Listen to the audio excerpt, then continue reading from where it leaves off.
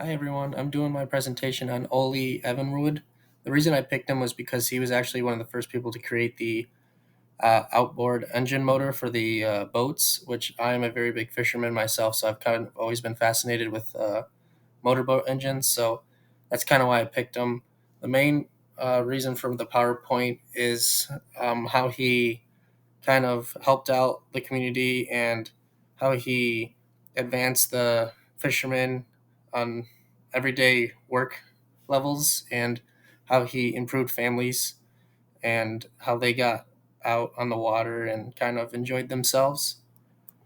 Who was Ole Evinwood? He was the creator of the Evinwood outboard motor, which was a huge help to people with boats because most of the time people just used oars to row around. So this was a huge invention for people and a fisherman, which kind of shaped kind of our fishing community and our kind of everyday family activities.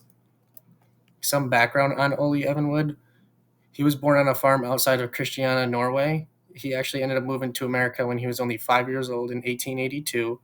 Spent most of his trip in the engine room, which kind of made me wonder if that was the reason why he kind of got into engines because of all that time he spent in the engine room on his way to America.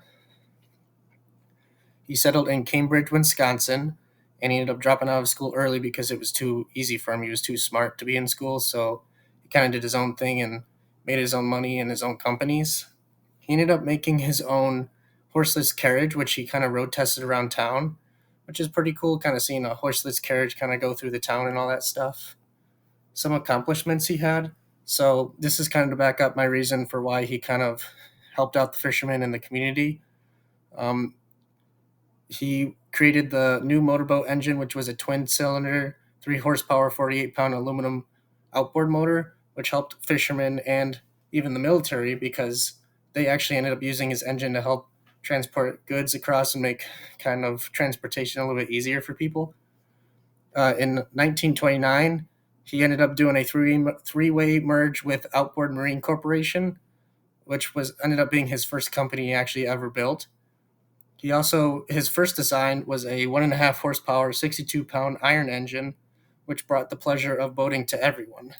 Some fun facts: he designed a horizontal cylinder and a vertical crankshaft and a drive shaft with directional changing gears housed in a submerged lower unit, which was a huge help to the fishermen and the families because it kind of got them to get out and about rather than rowing, doing all that work to kind of get around the lake a little bit easier. And that was a big invention back in the day because that technology wasn't really invented. It was kind of shocking to everyone.